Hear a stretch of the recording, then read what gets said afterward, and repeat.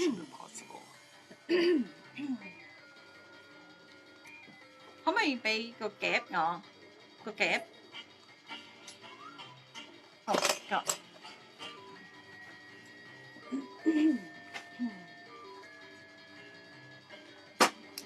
Name this Mission Impossible film.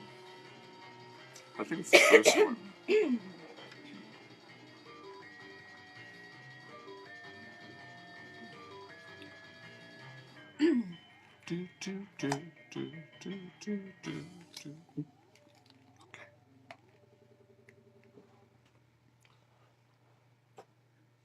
That was U2's Adam Clayton and Larry Mullen in that rendition of Lalo Schifrin's iconic Mission on the scene for my time now with Radio 4's film critic Howard Elias. I believe that Mission Impossible is taking place in Hong Kong now in its 6th installment. Is that right, Howard? It is. It opened last Thursday, but I didn't see it until Thursday night, so I couldn't talk about it last week, which is why we talked about Lalo Schifrin last week, which was good. But now I've seen the film, and now we can talk about it. Have you seen it yet?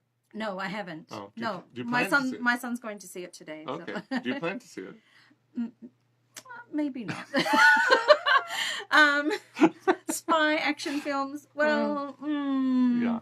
Let's see. Okay. Well, as you said, this is the 6th in the series, in the franchise. 6 films over 22 years. It's an enduring franchise for Tom Cruise. I'll admit, I saw this one, of course, because I don't talk about films that I haven't seen. So I have seen this film, and I only ever saw the first one. I didn't see numbers 2, 3, 4, and 5. Oh, interesting. Why? Maybe I'm nostalgic for the TV show. I used to love the TV show. And when I saw the first one, I just thought, it's not the same. And so I didn't really get into the franchise. So anyhow, saw it last week. And as have a lot of other people, the reviews are in. The fan club has spoken. The Tom Cruise fan club has spoken. And everybody, except me, loves this film. I seem to be the lone voice on this one. Actually, no, I'm not the lone voice because when I saw the film last week, I'd say about a dozen people walked out before the film ended. At what point in the film? Pretty close to the end. I think they were trying to catch the last train home. Okay, well, maybe that doesn't mean anything. Yeah, I don't know. Look, I missed the last train home because I wanted to stay right to the end. But, I think a few people, but also afterwards I spoke to a few of my colleagues, and one of them said to me, she says, well, okay, it's better than the third and the fourth one. Well, I don't think that's a great amount of praise to say it's better than some of the previous ones. To me, I look at each film individually.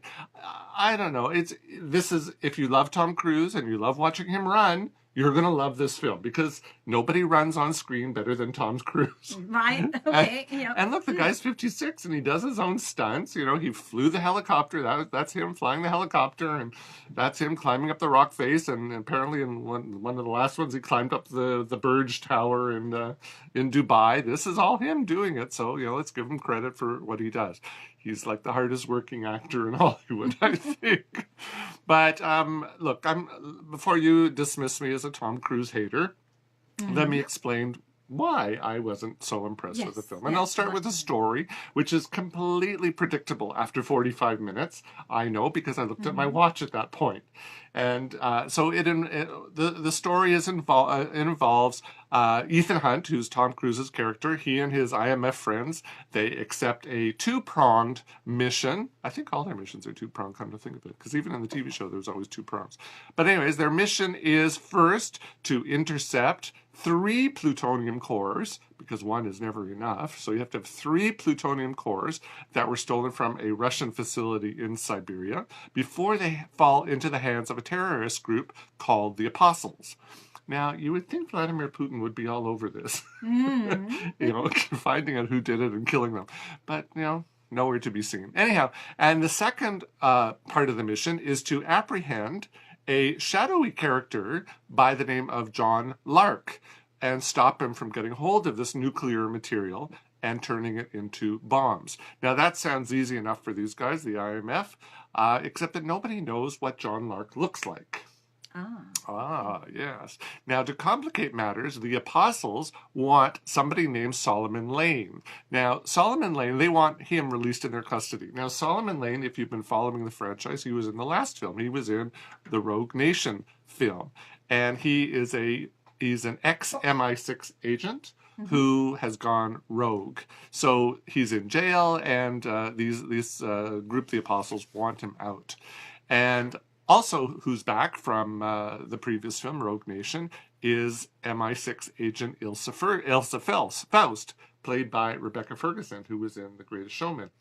And she says she wants to help the IMF, but does she? You know, we don't know what her motivations really are.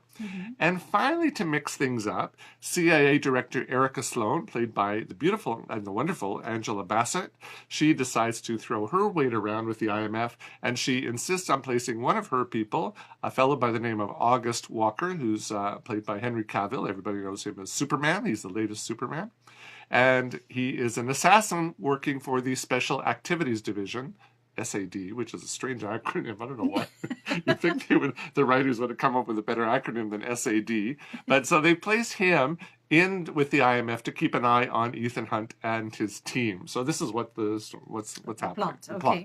Now, it doesn't take a genius to figure out who's on whose side here, who's really on whose side here. Right. And certainly after 45 minutes, I figured it out, and I figured out where the film was going. Now, if you're not as brilliant as I am, about 10 minutes after that, the story gives this gigantic reveal that everybody just went, oh no, you just gave away the ending. So 55 minutes into this 2.5-hour film, they give it away. Anticlimax. They do it. And it was so blatant.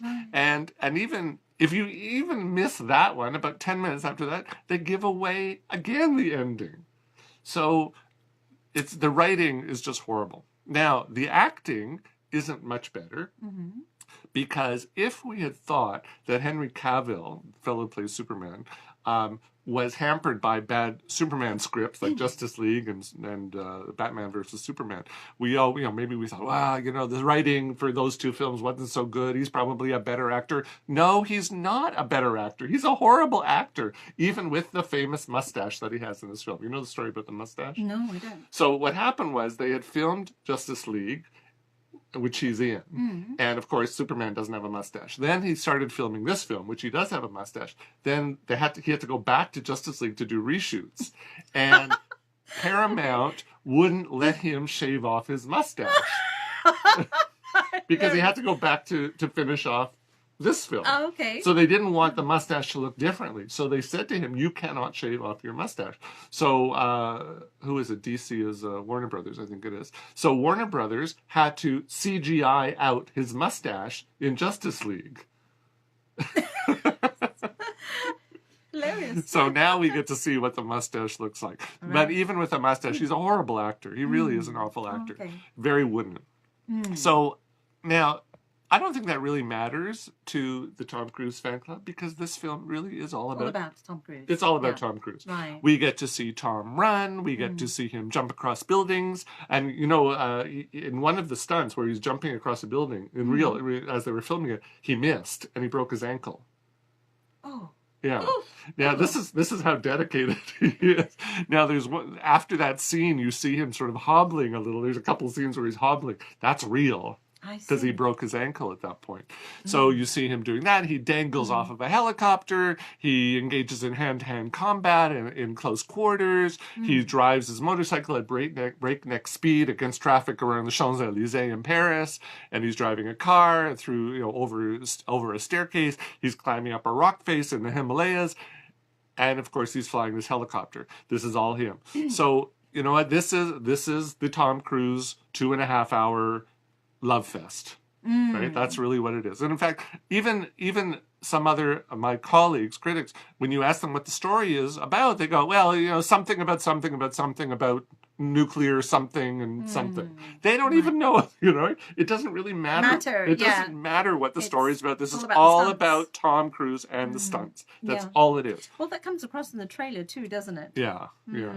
Now, poor Tom Cruise, because, well, poor Tom Cruise, he's a rich guy. I shouldn't say poor. But he's said, look, maybe 56, it's time to stop doing my own stunts. I'm getting a little old for this. And he's looking for new franchises to hang his hat on. So he did The Mummy last year, which was part of, it's the start of Universal's Dark Universe franchise. That was just a horrible film. The whole Dark Universe franchise is in doubt. I think they are going ahead with it, but they're tweaking it right now. So that didn't quite work out. His next project, which is out next summer, is the Top Gun sequel called Top Gun Maverick. I can't imagine if that one goes forward that he'll have a big part in it, because he plays a pilot, and you know he's going to be 57 next year.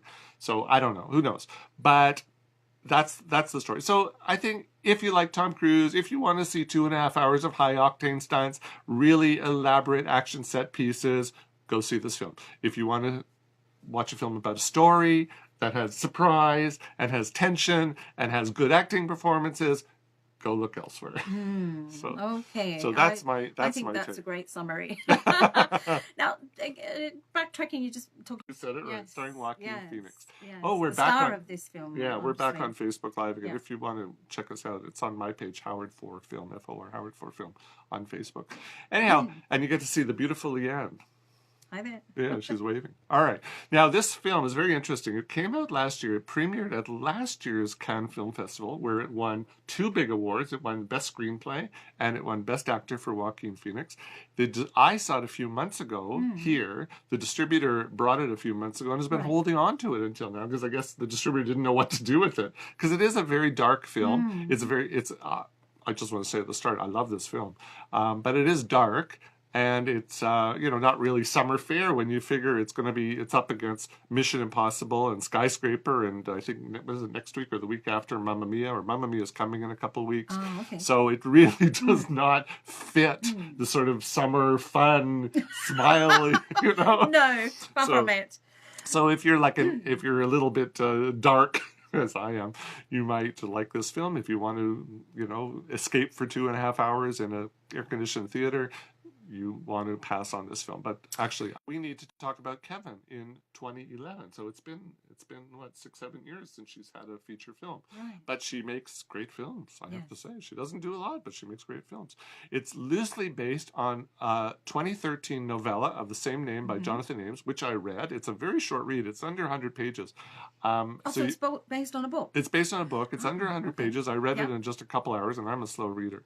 So I definitely say go check out the book. It's rather different from the book. What she's done is she's taken the spirit of the story, really stripped down the plot, and then rebuilt it in her own mind. She's basically rewritten the book, and she does a really good job at it, I have to say. I mean, there's a few things in the book that aren't in the movie that, if you've read the book, as I have, you've read the book, you go, oh, they should have put that in, and she chose to leave it out. But if you haven't read the book, it doesn't really matter. Did you read the book before you saw the film, or after? No, I saw it after. I read the book after.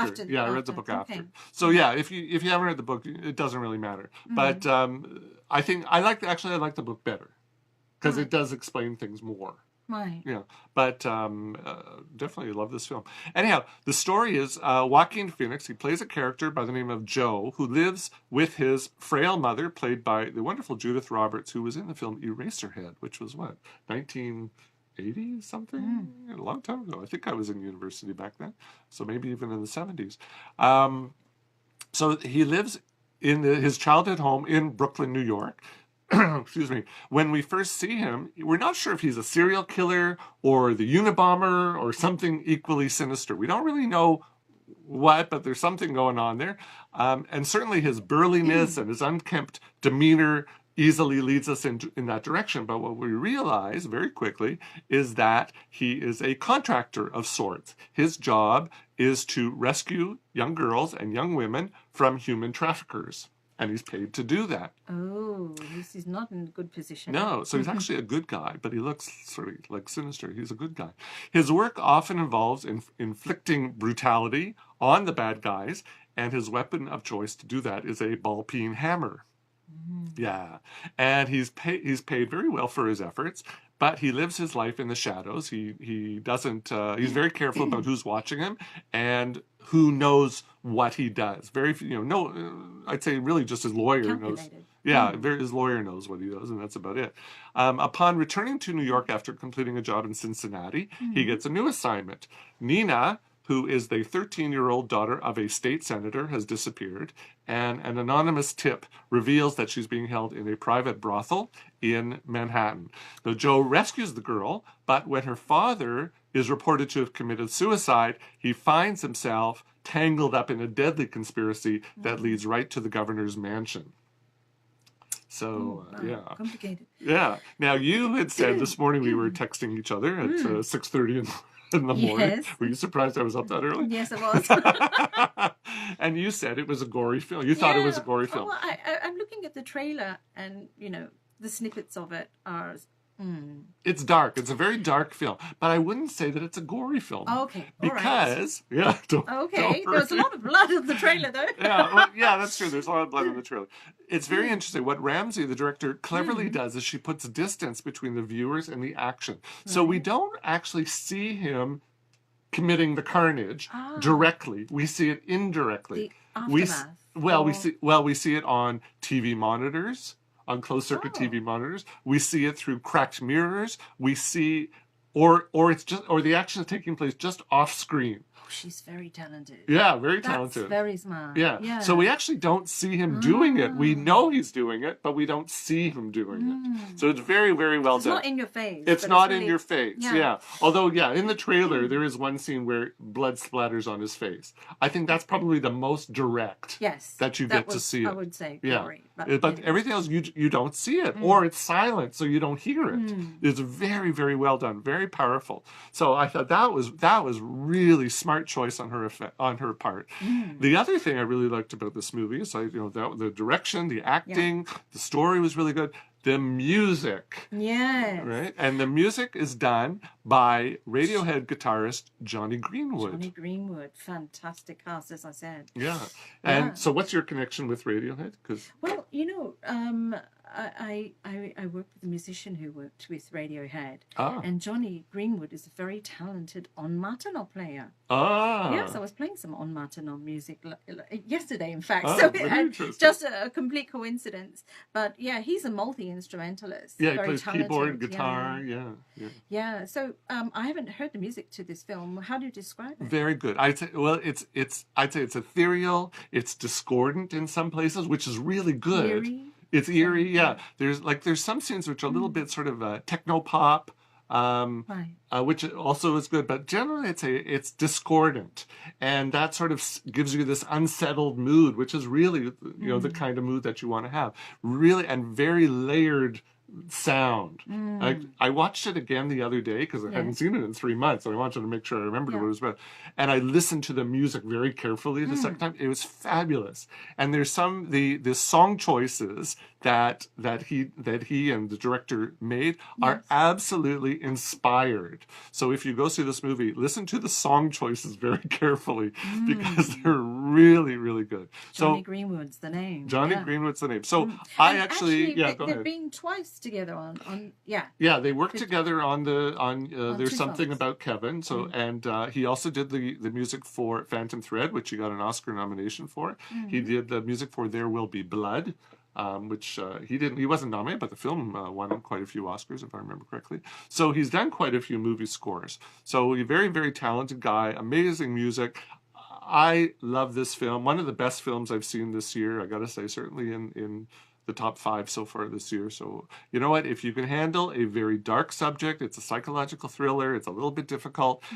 If you can handle that, and you want to see a dark film in the summertime, I'd say go check it out. It won't be here for very long, I don't think, because it's up against such big blockbusters that the cinemas don't keep things here long unless there's bums in seats. So I don't think it'll stay for very long. But it is available on Amazon Prime, so you can watch it there too as well. But thanks, Howard. I might give it a skip though. Well, a real pleasure talking to you. Yeah, Thank you. Thanks. Goodbye.